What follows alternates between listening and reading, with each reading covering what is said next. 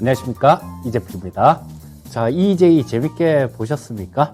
좀 더 재밌고 유익하게 만들어 보려고 하니까 우리 시청자님들께서도 만약에 어떤 재밌거나 그런 의견이 있으시면 게시판에 올려주시면 아마 PD님들이 적극적으로 좀 반영해 주실 걸로 생각하고요.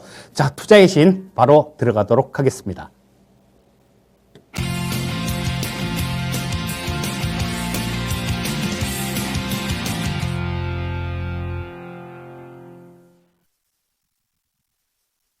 자, 지금 시장이 굉장히 좀 많이 어렵죠. 그럼 지금 같은 때는 저 그냥 넉넉고 있어야 되는 때가 아니라 여러 가지 정말로 할 일이 좀 많은데요. 오늘은 그 중에서도 가장 먼저 할 일이 뭔지 그 부분에 대해서 좀 말씀드릴 건데 거기에 앞서서 지금 시장이 상당히 좀 어지럽죠. 그래서 우크라이나 관련되는 그런 부분에 대해서 좀 먼저 말씀을 드리도록 하겠습니다. 자, 지금 우크라이나가 전쟁 위기에 있다라고 얘기를 하죠. 지금 제가 여기 우크라이나 지도를 좀 이렇게 캡처를 해놨는데요. 자, 이쪽이 전부 다 여기만 우크라이나 이렇게 돼 있는데 이거 아닙니다. 이쪽 전부 다 우크라이나예요. 다 우크라이나인데 여기 이쪽이 지금 그러니까 이 러시아하고 우크라이나 같은 경우는 좀 이렇게 올라가 보면 같은 민족입니다. 그쪽에 있는 나라들 중에 가장 좀 세력이 컸던 나라가 키예프 공국이라는 그런 나라가 있었는데요. 우크라이나도 그렇고 러시아도 그렇고 전부 다 이쪽에 속해 있던 그런 민족들이에요. 동슬라브족들이죠. 자, 근데 참 진짜 저는 그게 좀 두렵습니다. 이 같은 조상을 둔 같은 나라였는데 지금은 완전히 원수가 돼서 싸우고 있잖아요. 지금 우리하고 북한도 마찬가지로 좀 시간이 어느 정도 지금 아직까지는 같은 핏줄이다, 같은 민족이다, 통일해야 된다 이렇게 하고 있는데 아마 시간이 좀 지나버리면 이쪽처럼 그렇게 될까봐 좀 두렵습니다. 이쪽은 갈라진 지는 상당히 좀 오래됐어요. 어떻게 됐냐 하면 그 몽골이 확장해 나갈 때 그때 몽골 2대 칸 때, 그때 오고타이 칸이죠, 몽골 2대 칸이. 그때 이쪽 러시아 쪽 유럽 정벌을 갑니다. 그리고 거기서 키예프 공국을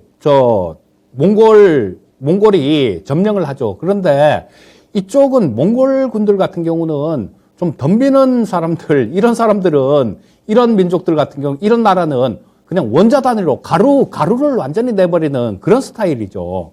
그래서 이쪽 키예프 쪽에 있던 지금 현재 우크라이나 지역에 살고 있던 그 사람들 같은 경우는 좀 항전을 하던 사람이었어요. 그래서 거의 몰살당하다시피 그래서 굉장히 어려운 그런 처지에 처하게 되고요. 그 다음에 저 위에 있는 러시아 쪽, 지금 현재 러시아 쪽에 있는 그 사람들 같은 경우는 말 잘 들을게요. 우리는 그냥 항복할게요. 그러니까 몽골이 이쪽한테는 그래 그럼 너네는 세금을 잘 걷어갖고 와. 우리 잘 모르니까 세금 여기저기서 세금 잘 걷어갖고 와. 그래갖고 좀 이쪽은 좀 살려둡니다. 그래서 그게 계기로 해갖고 이 현재 러시아가 좀 힘이 커지는 거예요. 그랬다가 또 이 우크라이나 같은 경우는 여러 나라들 지배를 받고 제일 마지막에는 이 소련일 때, 구소련일 때 그 소련 연방에 들어가죠. 소련 연방국 중에 하나였는데 구소련이 이렇게 해체되면서 갈라져 나와서 독립을 한 그런 나라입니다. 근데 이 우크라이나가 러시아 쪽에 감정이 좀 안 좋아요. 예전부터 워낙 좀 핍박을 많이 받았습니다. 자, 이 구소련 그쪽에 들어가기 전에도 심심하면 와갖고, 약탈도 해가고 굉장히 좀 많이 못 살게 굴었기 때문에 상당히 좀 안 좋아요. 그렇지만 지금 아직까지도 말을 쓰는 비중을 보면 이 우크라이나 서쪽이죠. 이 서쪽 같은 경우는 우크라이나어를 씁니다. 근데 우크라이나어하고 러시아어하고 예전에 몇백 년 전에는 그때는 똑같았었는데 지금은 한 60% 정도가 비슷하다 그래요. 우리 그 제주도 말 그 사투리 제대로 쓰시는 분들 얘기 들으면 못 알아먹잖아요. 그렇듯이 거의 60% 정도는 같은데 이게 못 알아먹는 그런 얘기가 상당히 많다라고 얘기를 합니다.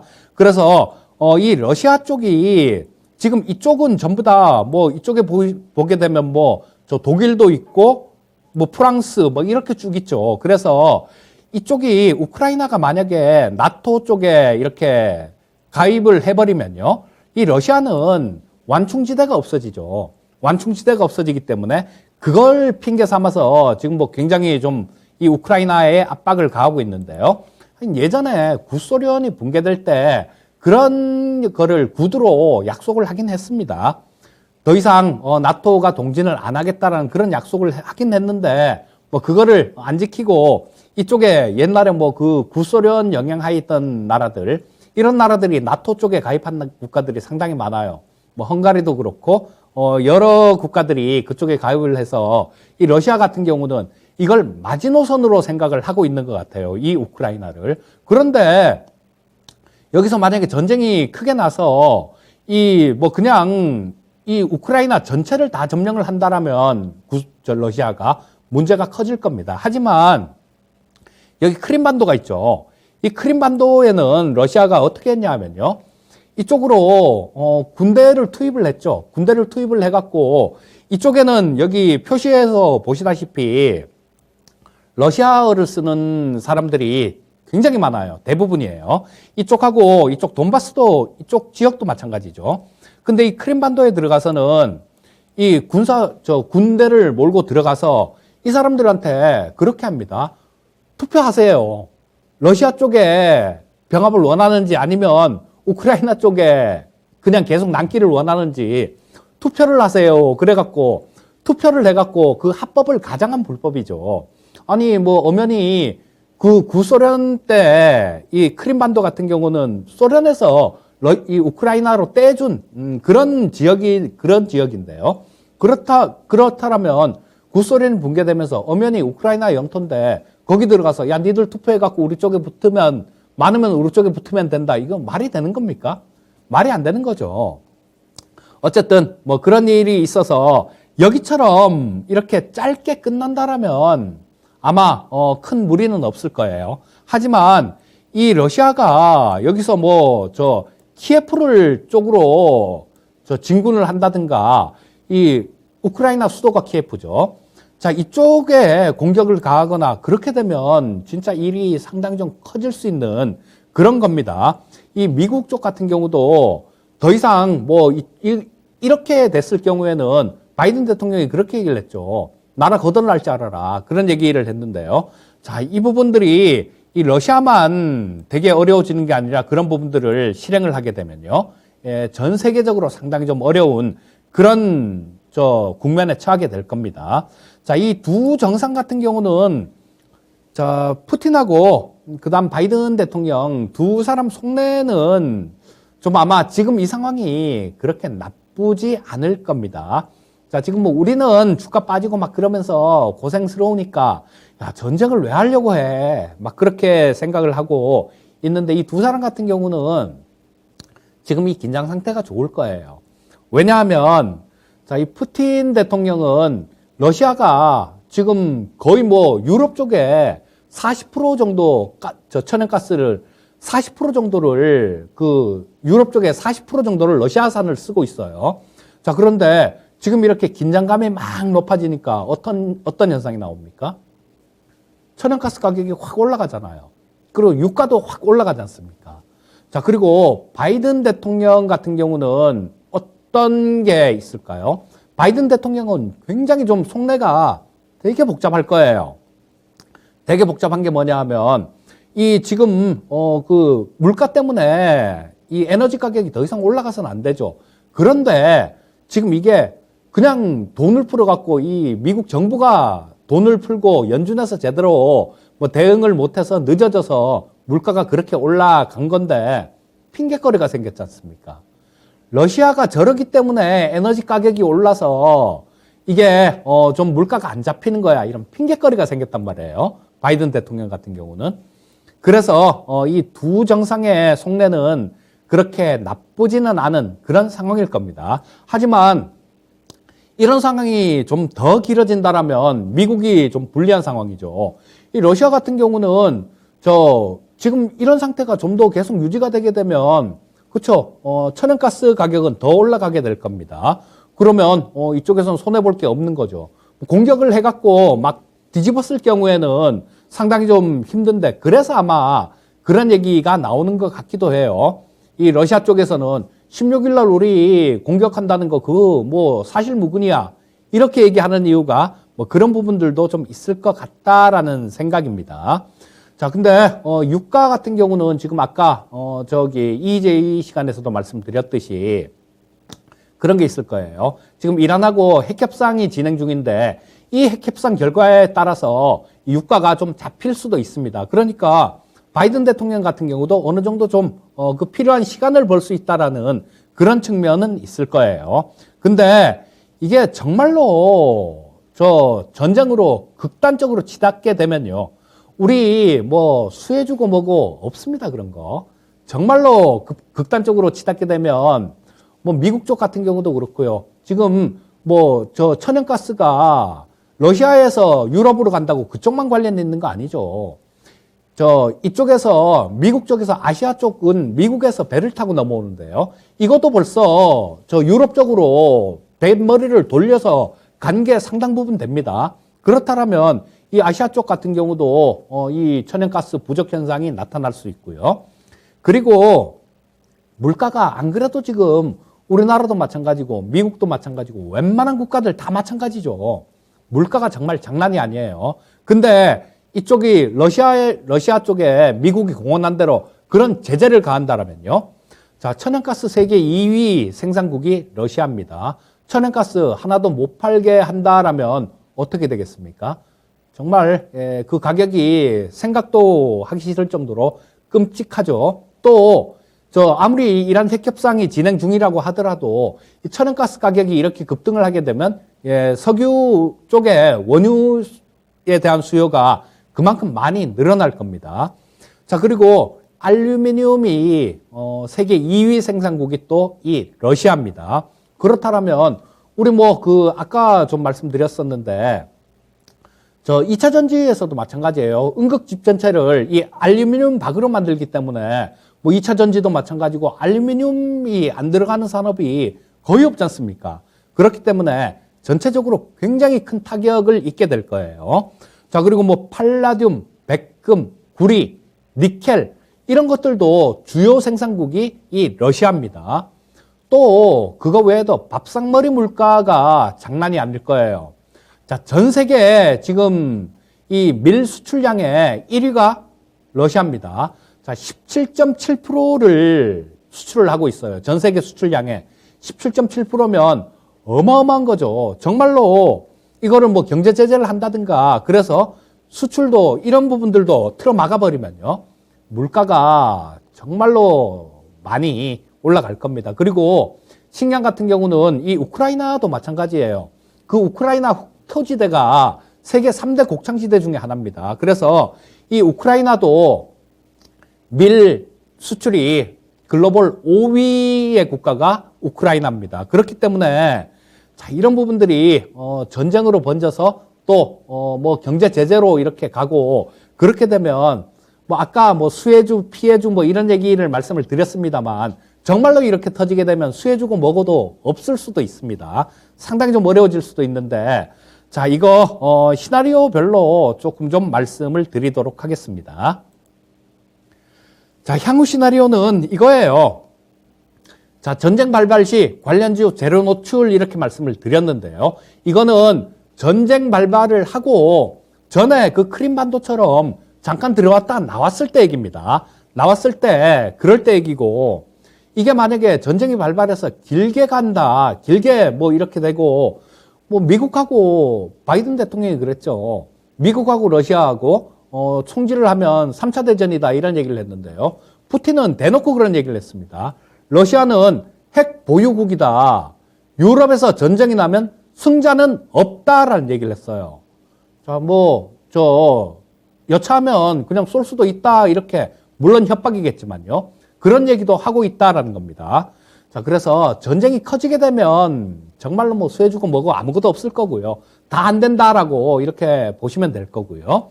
자, 전쟁 발발이 돼서 좀 빨리 끝난다는 전제하에서 말씀을 드리면 관련주는 재료 노출이라는 그런 상황에 직면하게 될 겁니다.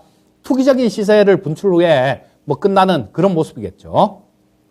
자, 그리고 또 그냥 이렇게 전쟁이 발발을 안 하고 지금 알 수 없잖아요.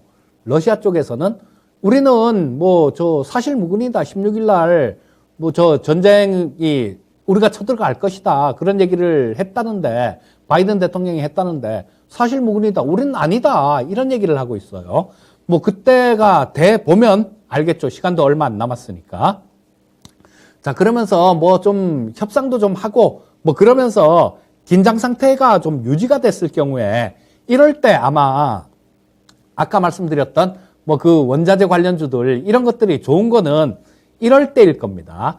간헐적으로 좀 긴장 상태가 유지가 되면서 간헐적으로 좀 심해졌다가 뭐 협상 한번 하자 뭐 이렇게 되고, 근데 이런 부분들은 3월 말이 지나면 괜찮을 거예요. 3월 말이 지나면 괜찮을 텐데, 왜냐하면 이 러시아가 우크라이나를 공격을 하기 위해서는 그 중간에 습지가 있어요. 늪지대 습지가 있는데 거기가 3월 말이 지나면 이제 녹아버립니다. 그렇게 되면 장갑차나 탱크 같은 것들 이런 것들이 마음대로 다니질 못해요. 그래서 공격을 할 수 없는 그런 상황이 된답니다.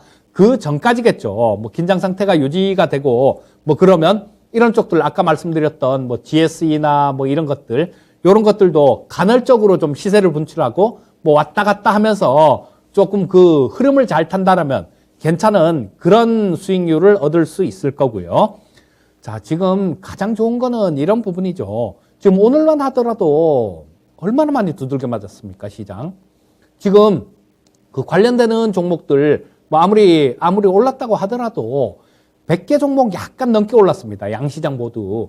나머지 종목들은 다 시퍼래요. 그리고 종목별로는 상당히 크게 급락한 종목들도 존재합니다. 그래서 이게 조금 전쟁에 대한 우려감들 이런 것들이 조금 빨리 끝나고 평화협정이 수립이 된다라면 요거는 시장 전체적으로 좀 긍정적인 그런 영향을 줄 것이다라고 말씀드릴 수 있을 것 같아요. 자, 여러분들 이 우크라이나 관련되는 부분들은 오늘 원래 말씀을 안 드리려다가 지금 뭐 오늘 주가가 장도 워낙 많이 빠지고 그래서 말씀드리는 건데요. 자, 지금 뭐 쫓아다니는 거 이거는 조금 그렇게 좋지 않은 그런 투자였죠. 처음에 말씀드렸을 때 이 시간을 통해서도 몇 번 말씀을 드렸었고 배워야 산다 시간에서도 말씀을 드렸었습니다. 그게 가장 처음에 말씀드린 게 11월 달에 말씀드렸었어요. 그리고 12월 달에는 방송 출연할 때 자주 말씀을 드렸습니다. 오늘 신고가 나면서 상한가치인 GSE 같은 종목들도 마찬가지로 금요일 날 하는 진짜 쉬운 진단 거기서 특징주 얘기할 때 거기서도 다 긍정적으로 이런 부분들이 있으니까 신경 써 보십시오. 매매해 보십시오라는 얘기를 그때 다 드렸었어요. 자, 주가라는 게 너무 올랐을 때 쫓아가면 고생합니다. 그래서 너무 올랐을 때가 아니라 미리미리 조금 살펴보고 대응을 하시면 가장 좋은 게 주식에 대한 뭐 자세죠. 주식 투자에 대한 자세가 그런 겁니다. 자, 오늘은 그 부분이 아니라 다른 부분들을 어떻게 하면 수익을 낼 수 있을까? 이 부분이 아니라요.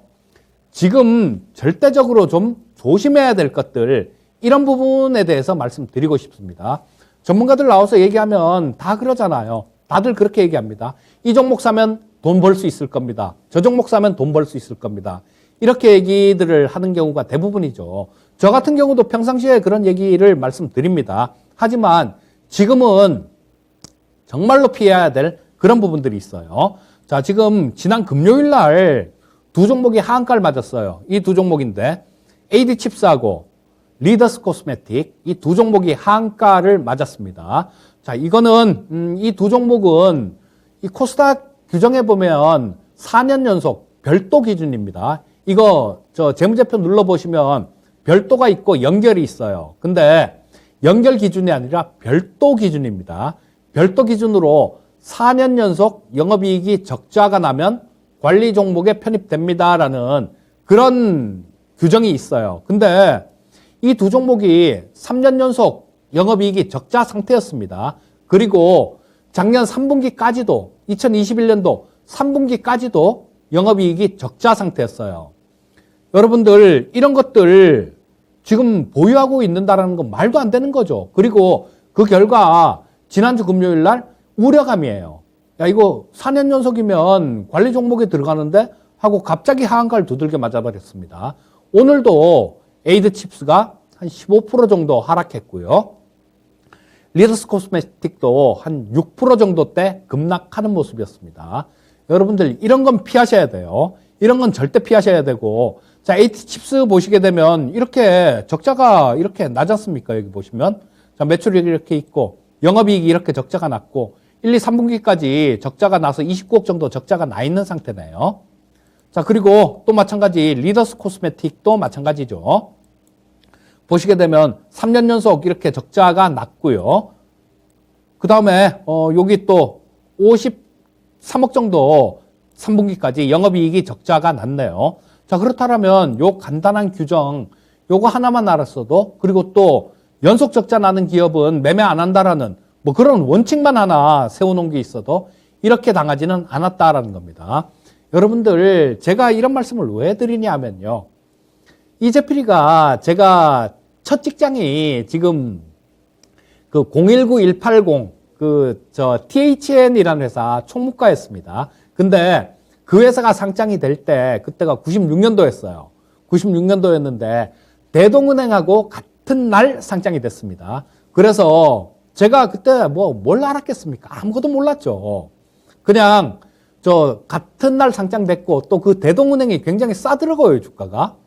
지금의 제가 싸다라는 기준은 실적 대비해서 싸다라는 그런 기준인데, 그때 기준은 다른 거 은행주 2만 원인데 이거 2천 원이니까 단순히 그렇게 싸다라는 그런 개념을 갖고 있었던 아무것도 모르던 그때였죠. 근데 그 대동은행을 있는 돈 없는 돈 다 긁어서 샀죠. 그리고 월급 받은 거 그런 것도 계속해서 조금씩 이렇게 사모았었어요. 사모았는데 은행은 안 망해. 그때까지는 은행이 망하면 그 말도 안 되는 거였죠. 은행은 안 망한다라는 그런 확고한 신념 하에 샀는데요. 망하더라고요. IMF 때 여러분들 대동, 동남, 동아 이렇게 3D라 그러죠. 3D 은행들 요거 전부 다 몽땅 없앴습니다. 몽땅 없애갖고 전부 다 그때 당시 주택은행, 국민은행이죠. 그때 당시에. 그러고 난 다음에 또 국민은행, 주택은행 이렇게 합병을 했는데 그때 당시 국민은행이에요. 다 국민은행으로 합병을 해버렸습니다. 그런데 이걸 합병을 하면서 기존 주주들 같은 경우는 완전 감자를 해버렸어요. 그러니까 10원도 못 받았다라는 얘기입니다. 그래서 제가 첫 투자가 그 종이 조각을 만드는 거예요. 그래서 그 마음이 얼마나 심각하고 얼마나 아픈지 제가 너무 잘 압니다. 그래서 이런 부분들만은 없어야 되겠기에 지금 이런 말씀을 드리는 거예요. 자, 비슷한 얘기를 아까 빅피처 시간에서도 말씀을 드렸는데요. 자, 그때보다 좀 더 디테일하게 말씀드릴 수 있는 게 투자의 신이라서 지금 다시 말씀드리는 겁니다. 자, 지금 이런 규정들이 있어요. 자, 유가증권 시장에 이런 부분들은 자본 잠식 50% 이상 이런 것들은 감사 의견에 나올 테니까 지금 그런 부분만 딱 보시면 됩니다. 지금은 작년에 장사를 했잖아요. 그러면 이제 성적표가 지금 나오는 그런 시기예요, 지금. 성적표가 나오는데 잘 했으면, 성적이 잘 나왔으면 괜찮고, 잘 안 나온 기업들 같은 경우는 잘 나온 기업도 감사를 받죠. 근데 감사 의견 거절이나 또는 감사 의견 비적정 이런 게 나올 수 있어요.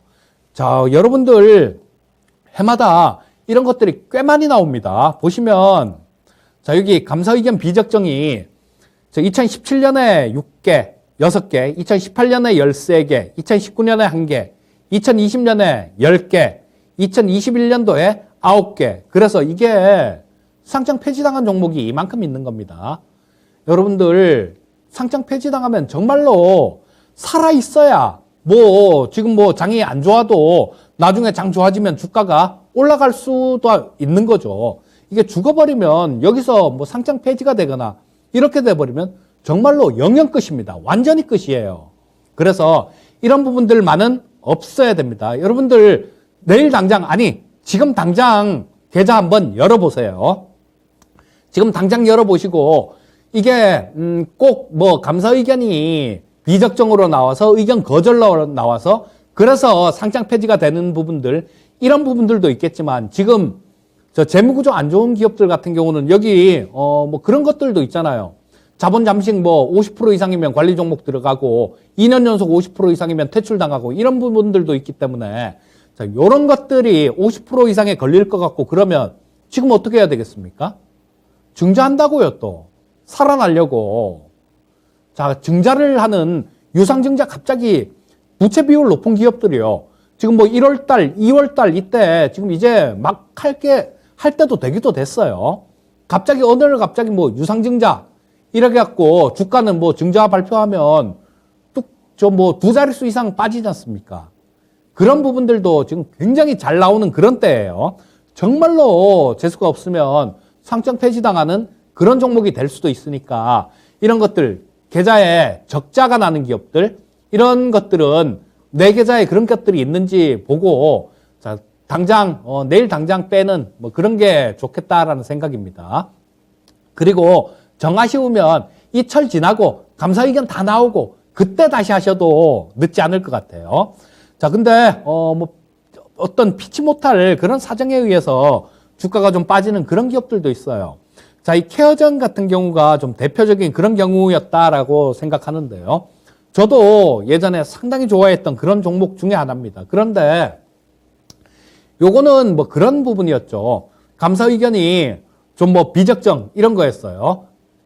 근데 이유가 뭐였냐 하면 계속 흑자가 되게 많이 나는 기업이었어요. 근데 이거를 저 아랍 쪽에, 중동 쪽에 수출을 하는데 뭐 거기에 대해서 뭐 이거 먼저 계상을 한 거 그런 부분들 때문에 좀 감사 의견이 거절이 나왔었는데요. 자, 그런 부분들 그것 때문에 뭐 저 매출이나 영업이익 이런 게 과대 계상이 됐다는 얘기죠.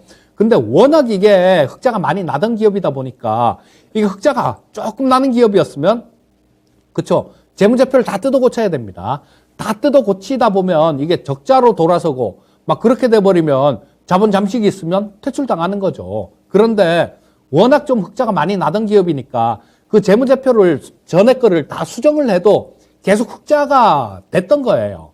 그래서 감사 의견이 다시 적정으로 나왔습니다. 자, 그래서 이렇게 어느 정도 실적이 되고 그런 기업들 같은 경우는 이렇게 거래 정지가 되더라도 살아나요. 지금 같은 경우도 이때 2019년도에 거래 정지됐다가 다시 저 거래 재개되고 좀 등락은 있지만 뭐 그때 정도 주가 수준을 그냥 유지하고 있는 그런 모습이 나오고 있죠.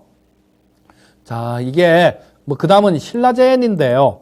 자, 이거는 뭐 18일 날 결정이 될 텐데 뭐라고 말씀을 드리기는 좀 어려울 것 같습니다. 뭐 저 일단은 뭐 18일 날 결정이 나니까 제 마음 같아서는 이 소액주주가 14만 명인가 개인 투자자들이 그렇게 될 겁니다.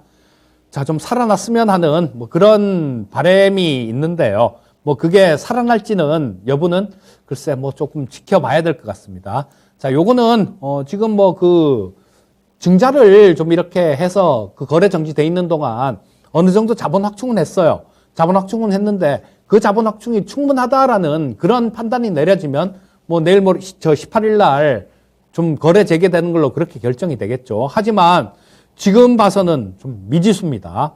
좀 미지수인 게 지금 이게 자본금이 355억에 저거 유보율이 55% 정도라면 뭐 한 200억 정도 그 정도밖에 회사에 사내 유보금으로 쌓아놓은 게 200억 정도밖에 없다라는 얘기입니다. 자, 그래서 뭐 일단 이런 부분들 같은 경우는 조금 자신을 할 수는 없을 것 같고요. 자, 그래서 이런 부분들하고도 주식으로 주주로 이렇게 엮여 있는 그런 것도 조심하셔야 돼요.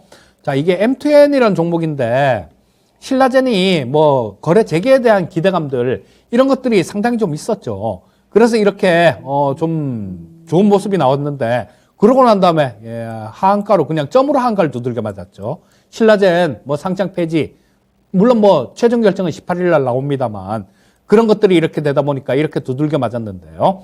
자, 주주들 내가 갖고 있는 회사가 어떤 다른 좀 위험한 이런 저 자회사나 이런 데다 투자를 하지 않았나 이런 부분들도 좀 살펴보게 되면 이렇게 두들겨 맞는 그런 불행은 없었을 겁니다. 자, 뭐 신라젠이 회복이 되면 이 M2N도 회복이 되겠지만 일단 그 부분에 대해서는 아직까지 미지수입니다. 자, 일단 뭐 요 정도까지 하고요. 조금 있다가 물 한 잔 마시고 지금 우리 궁금하실 거예요. 아마 오스템 임플란트에 대해서도 궁금하신 분들 많을 텐데 오스템 임플란트에 대해서도 좀 말씀드리도록 하겠습니다.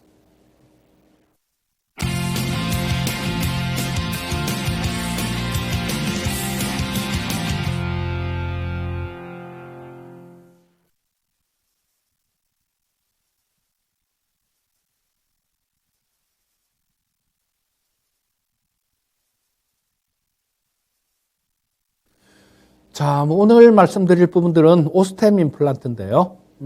이런 것들이 투자를 하다 보면 정말로 불가항력일 때가 있는 게 뭐 이런 것들이다라는 생각이 듭니다.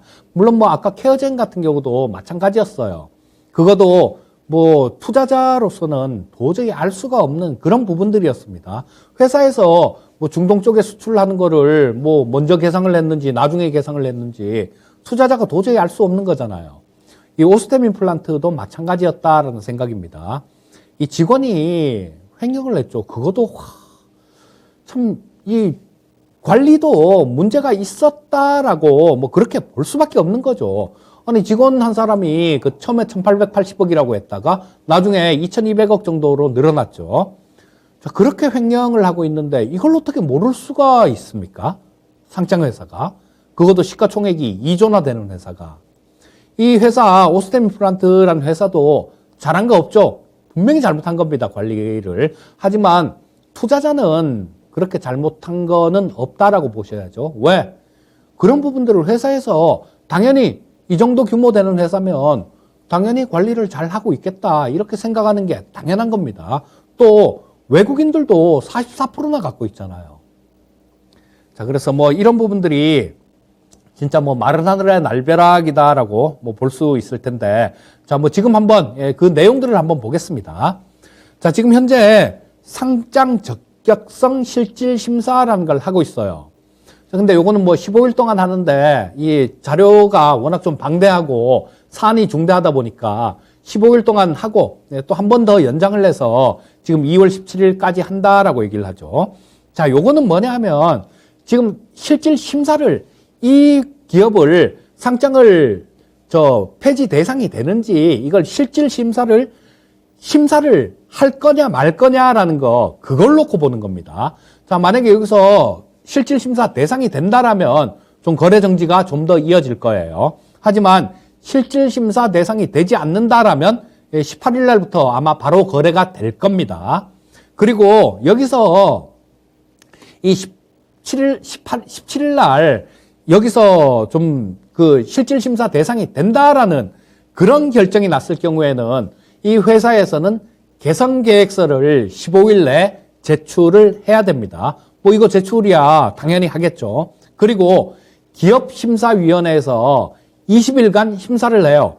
이 오스템 임플란트에서 제출한 개선 계획서를 갖고 뭐 요모저모 뜯어보겠죠. 뜯어보고 20일 이내에 이 거래를 재개시킬 것인가 아니면 뭐 상장 폐지를 시킬 것인가 그것도 아니면 개선 기간을 부여할 것인가 뭐 거기를 결정을 하게 됩니다. 그래서 뭐 아마 제 생각에는 이쪽에서 좀 결정이 나지 않을까 싶어요. 거래 재개가 되지 않을까 싶습니다. 가장 좋은 시나리오는 1월 17일 날 그 적격성 실질 심사 대상이 되지 않는다라는 그런 판정이 나오면 그게 제일 좋겠죠. 자, 그럴 가능성도 없잖아 있긴 있다라고 봅니다. 왜냐하면 자, 이게 그런 부분들이 있죠.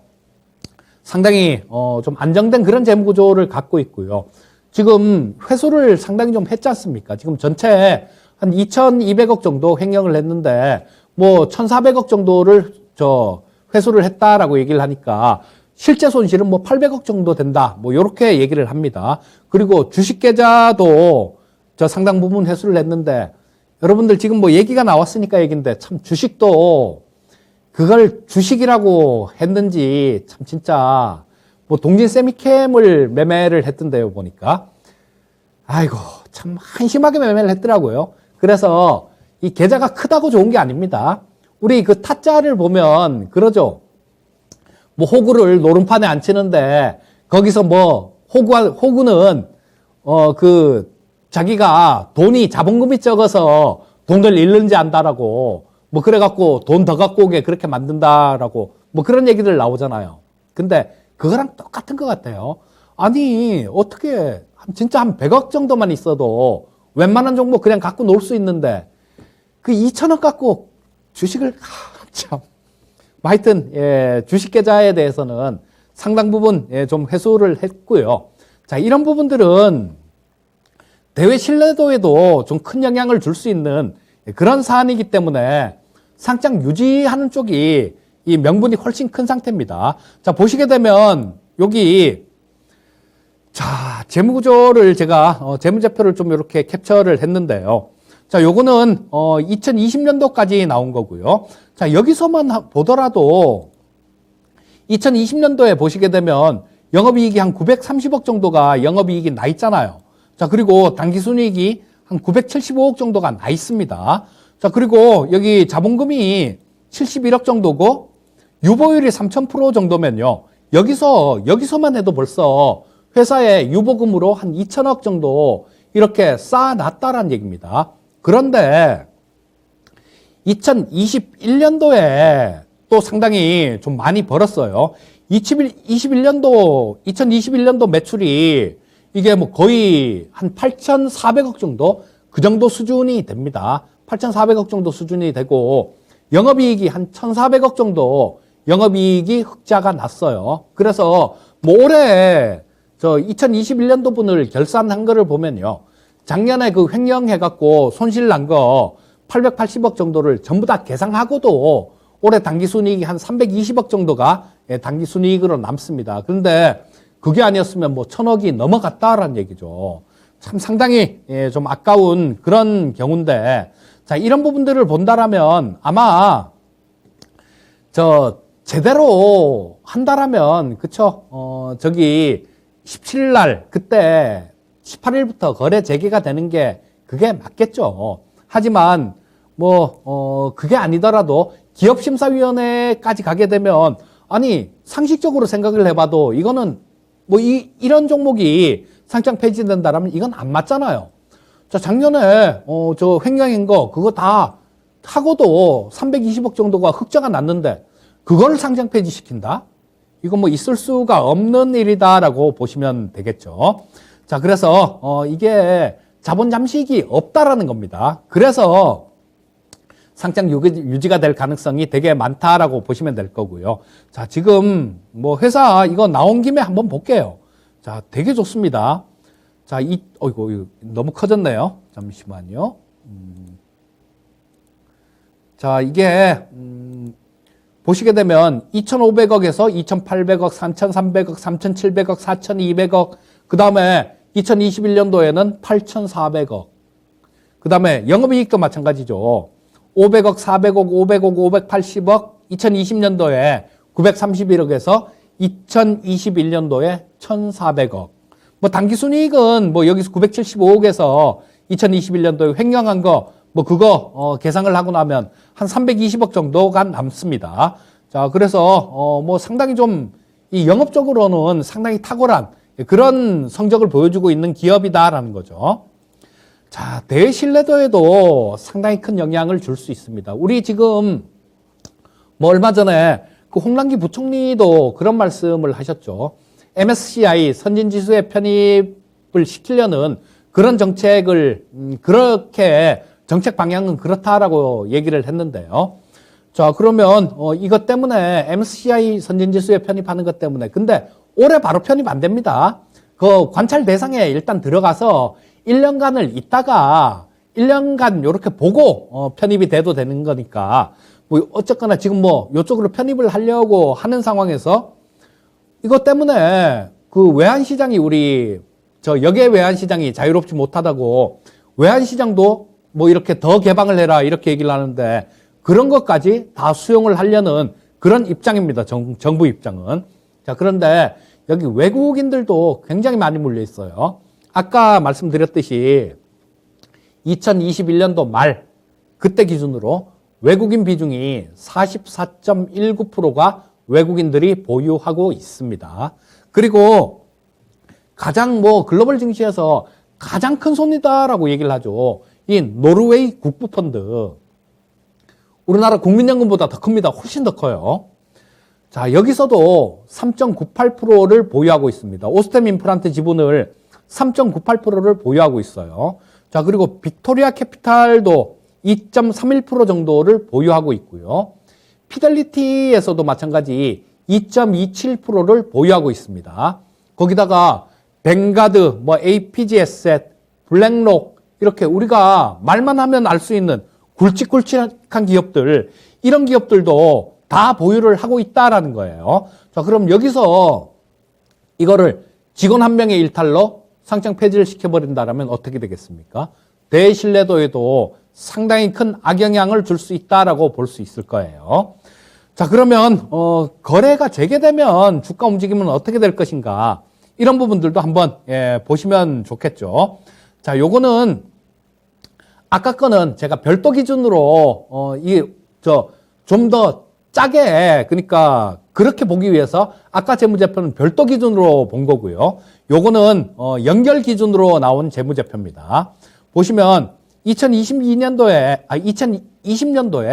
6,316억 정도가 연결 기준으로는 매출액이 나왔어요. 자, 여기서는 근데 이게 여기 그 전년도 5,650억보다 한 12% 정도 늘었는데요. 이게 그냥 12%가 아니죠. 이때가 어떤 때였습니까? 이때가 전 세계 임플란트 회사들이 다 전년도보다 역성장을 하던 그 해였어요. 왜? 코로나 때문에. 2020년도에 코로나가 그렇게 창궐 했는데 누가 임플란트 하러 갔겠습니까? 저도 2020년도에 임플란트를 하려다가 미뤘어요. 미뤘다가 안 되겠다 싶어서 작년 초에 그냥 치과에 가서 그냥 했는데요. 자, 이때 유일하게 성장을 한 기업이 이 오스템 임플란트입니다. 우리나라 회사도 마찬가지예요. 우리나라 회사들 중에 2019년보다 2020년도가 실적이 늘어난 회사는 이 오스템 임플란트 한 군데밖에 없었습니다. 자, 그리고 2021년부터 2022년도에는 매출액이 무려 30%가 증가합니다. 8,229억. 30%가 8,400억이 아니었네요. 8,229억이었네요. 자, 어쨌거나 여기서는 30%가 증가하는 그런 모습이에요. 자, 그렇다면 이 장사는 굉장히 정말로 어마무시하게 잘 한다는 얘기죠. 자, 그래서 거래 재개가 되면 저는 이게 오히려 전화위복이 될 수 있다라는 생각입니다. 한번 당해봤으니까 더는 안 당하겠죠. 한번 이런 거 겪고 그 다음에 또 생기면 그거는 말도 안 되는 일이 되겠죠. 자, 그래서 관리를 강화하는 그런 부분들이 있을 테니까 향후에는 횡령사고라든가 이런 게 없을 걸로 그렇게 생각할 수 있겠죠. 자, 그리고 임플란트 식립 기준입니다. 식립 기준으로 글로벌 1위 기업이에요. 자, 매출액이 1위라는 얘기는 아니고요. 이 임플란트 판매 기준으로 글로벌 1위 기업이라는 얘기입니다. 자, 그리고 인구 구조에 대한 그런 수혜도 받을 수 있죠. 지금 요즘 같은 경우는 진짜 출생이 너무 작은데요. 2020년 기준으로 27만 명 정도 출생했습니다. 그리고 작년 2021년도 같은 경우도 아직까지 통계치는 안 나왔는데 그런 부분들도 크게 나아졌을 것 같지도 않고요. 그런데 지금 그 전쟁 끝나고 6.25 전쟁 끝나고 그 베이비붐 세대라 그러죠. 그런데 인구가 가장 많이 출생을 했던 시기가 1959년생부터예요. 자, 그전에도 쭉쭉쭉쭉 계속 많이 늘어서 80만, 90만 이렇게 쭉 되다가 1959년생이 100만이 넘었습니다. 그러고 난 다음에 계속 100만을 넘어요. 계속 한 해 출생자 수가 계속 100만을 넘다가 1965년생이 99만 명이고요. 그 다음에 66년생부터 시작해서 또 100만 명이 넘습니다. 그게 71년생까지 100만 명이 넘어가요. 그리고 72년생이 98만 명, 그 다음에 99만 명, 97만 명, 이런 식으로 조금씩 이렇게 떨어지는데요. 자, 이 인구 구조가 여러분들, 전에 뭐 며칠 전에 피부과 관련되는 그런 질문을 받았는데요. 사실 피부과 뭐 저기 돈이 없으면 안 갈 수도 있잖아요. 안 갈 수도 있고 그런데 뭐 특히 여성분들 같은 경우는 뭐 그렇잖아요. 이거 젊은 분들 같은 경우는 젊은 분들도 이가 안 좋은 분들이 굉장히 많아요. 이빨 빠져갖고 그냥 살 수 없지 않습니까? 그리고 저도 마찬가지로 이게 이빨 임플란트 한 거 이게 없다라면 아이고 이 TV 방송 나오겠습니까? 못 나오죠. 그래서 이런 부분들은 지금 거의 필수로 돼가고 있는 그런 상황입니다. 자, 그리고 여당 후보가 또 임플란트를 지금 65세 이상 2개까지 이게 건강보험이 적용되는데요. 이걸 4개까지로 확대를 한다라는 뭐 그런 정책을 발표를 했고요. 자, 그 다음에 가장 중요한 건 이거다라고 봅니다. 자, 매출 기준 세계 1위 기업이 임플란트 업체 중에 스트라우만이라는 기업입니다. 이거 스위스 기업이죠. 근데 이 회사의 매출이 연간 2조 5천억 정도가 나옵니다. 근데 오스템 임플란트가 2021년도 기준으로 8,200억이 나왔잖아요. 그러면 매출 기준으로 따지면 약 3배 정도? 그 정도 이 스트라우만이 많네요. 오스템 임플란트보다. 그런데 시가총액은 39조입니다. 스트라우만의 시가총액은 39조예요. 오스템 임플란트의 시가총액은 2조입니다. 그렇기 때문에 외국인들이 그렇게 많은 지분을 보유하고 있는 걸 거예요. 자, 그렇다면 이게 거래 재개가 되고 나면 여러 가지로 뭐 전화위복되는 그런 부분들도 있을 거고 이런 부분 이런 것들하고 비교해 본다라면 위쪽으로 올라갈 가능성이 상당히 많다라고 봐야 되겠죠. 하지만 지금 시장도 감안을 해야 됩니다. 1월 달부터 시작해서 시장이 뭐 한 180포인트 정도가 빠졌잖아요. 코스닥 시장 기준으로. 그렇다면 이건 거래 정지가 돼서 오히려 뭐 그냥 플러스 마이너스 제로로 있는데 그 부분은 반영을 해야 되겠죠. 그 부분 반영을 하고 또 뭐 시장이 조금 어려운 부분들 그런 부분들도 좀 반영을 해가는 그런 과정은 나오겠지만 뭐 그런 과정에서 좀 과도하게 빠지면 한번 노려볼 수도 있는 그런 경우다라고 볼 수 있을 거고요. 보유하고 계신 분들은 일단 뭐 거래 재개가 되고 좀 뭐 초기에 좀 빠지면 그때는 좀 기다려 보시면 좋겠다. 뭐 이렇게 정리해서 말씀드릴 수 있을 것 같습니다. 자, 시장 이야기를 잠시 좀 말씀을 드릴게요. 자, 나스닥 시장이죠. 지금 뭐 안타깝게 좀 이렇게 급락을 해버렸습니다. 22평선을 지난주에 좀 이렇게 회복을 했다가 그걸 지켜주지 못하고 뭐 우크라이나 사태가 직접적인 원인이 된 거죠. 그래서 좀 두들겨 맞았는데요. 자, 지금 나스닥 같은 경우는 요게 전저점을 지금 이번 주죠. 이번 주에 전저점을 깨지 않으면 22평선이 워낙 이렇게 강하게 이렇게 떨어지고 있는데요. 이런 부분들은 이번 주에 나스닥 시장이 전저점을 깨지 않는 수준이다라면 이 하락 각도 자체가 좀 밋밋해질 겁니다. 그리고 시장 분위기가 약간만 좋아진다라면 이게 또 위쪽으로 돌아 나오는 그런 모습이 나올 수도 있으니까 일단 뭐 그렇게 되면 기술적으로는 쌍바닥, 우측 바닥이 조금 낮은 쌍바닥 뭐 그런 것들을 기록을 할 수도 있습니다. 그래서 이번 주가 상당히 좀 중요한 그런 모습인 것 같은데 전저점만 깨지 않는다라면 기술적으로는 쌍바닥을 기록을 할 수 있고 쌍바닥이 나오는 패턴이다라면 그렇죠. 이제는 조금 한숨 돌릴 수 있는 그런 모습이 나올 수도 있습니다. 그래서 일단 요번 주만 조금 버텨줬으면 하는 그런 바람이 좀 있네요. 자, 코스닥 시장 일봉을 한번 볼게요. 참, 빠져도 너무 빠졌는데 지금 코스닥 시장이 외국인들이 지금 올해 1월 달부터 시작해서 오늘 한 900억 정도 샀는데요. 오늘 산 것까지 플러스 해갖고 보면 한 2조 8천억을 팔았더라고요.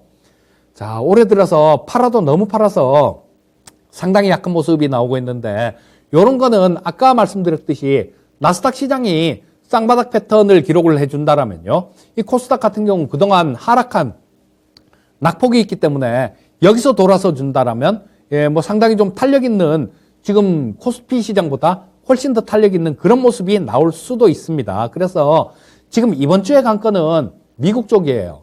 자, 지금 뭐 미국 시장이 모든 키를 다 갖고 있는데 PPI도 이번 주에 발표가 될 거고요.